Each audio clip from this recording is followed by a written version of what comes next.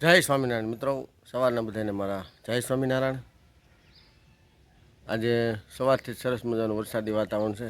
ધીમો ધીમો રાત્રે પણ ખૂબ વરસાદ આવેલો છે.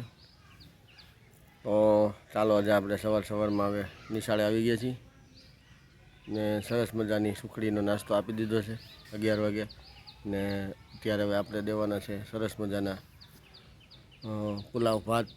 તો પુલાવ ભાતની તૈયારી ચાલુ છે. ત્યાર પછી બપોર બાદ આપણે ફેરીમાં નીકળશું.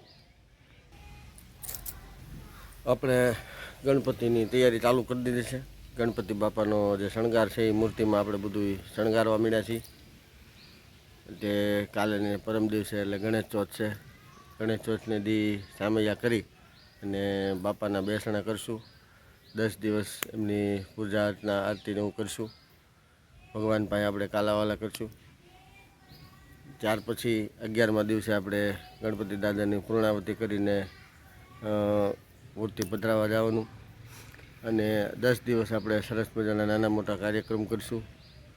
કાર્યક્રમમાં આપણે રાત્રે દાંડિયા રાસ છે, પછી અણકોટ છે, મહાઆરતી છે, આવા બધા નાના મોટા કાર્યક્રમો કરતા રહો.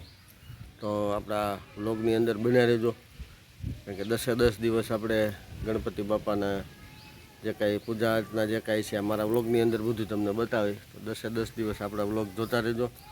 સરસ મજાનું આયોજન છે અને ખૂબ સારામાં સારું સુશોભન ને આન તેનું બધું કાલથી જ લગભગ કરવા મળીશું. આપણે આ ગણપતિ દાદા આપણે આ નવા મકાને આવ્યા એ આપણે 4થું વર્ષ છે.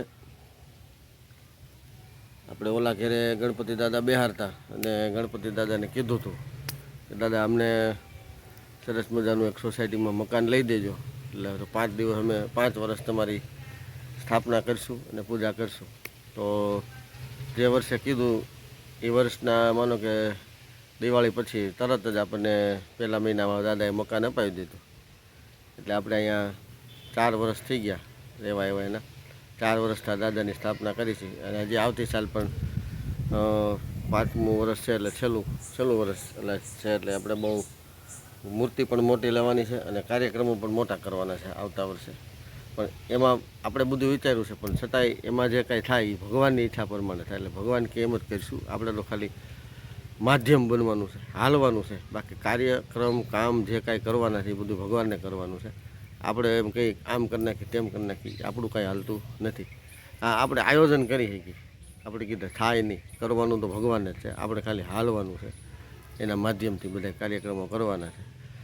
એની જે ઈચ્છા પ્રમાણે હોય એ પ્રમાણે જ બધું થાય, કારણ કે હરી ઈચ્છા વગર આ સૃષ્ટિની અંદર પાંદડું પણ હલતું નથી. તો આપણી કીધે કાંઈ બીજું થાય નહીં. એટલે ભગવાન કહે ને એ કાર્ય આપણે કરતા રહેવાના. મિત્રો, હવે શ્રાવણ મહિનો વયો ગયો છે ને બાલ ખરેખર બહુ વધી ગયા છે. અત્યારે આપણે જઈએ છીએ હવે બાલ કપો. સરસ મજાના બાલ કાપી નાખી. શ્રાવણ મહિનામાં બાલ દાઢી ન કરે, દાઢી જ કરતા એટલે બાલ ન કપતા, એટલે બાલ કપી નાખ્યું. ચાલો, અત્યારે આપણે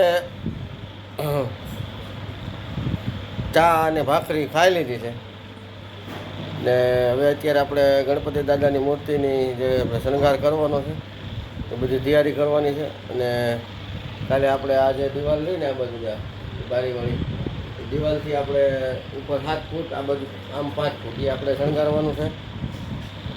અને પરમ દિવસે આપણે ગણપતિ દાદાની સ્થાપના કરવાની છે. એટલે આજથી આપણે ધીમે ધીમે બધી તૈયારી કરી ને કાલે આપણે બધું પૂજાપોને એવું લઈ આવીશું. ફળ ફૂલ અને જે કાંઈ આપણે વસ્તુ બધી ગણપતિ દાદાની પૂજામાં જોઈ એ બધી લઈ આવી અને સરસ મજાનું આપણે આયોજન કરવાનું છે. અને ગણપતિ ઉત્સવમાં આપણે રોજ નવા કાર્યક્રમો કરીશું. એ બધી મારા વ્લોગની અંદર તમને બતાવીશું. વ્લોગમાં બનાવી રહેજો અને મારા વિડીયો તમને સારા લાગે તો લાઈક કરો, શેર કરો અને સબસ્ક્રાઈબ કરજો.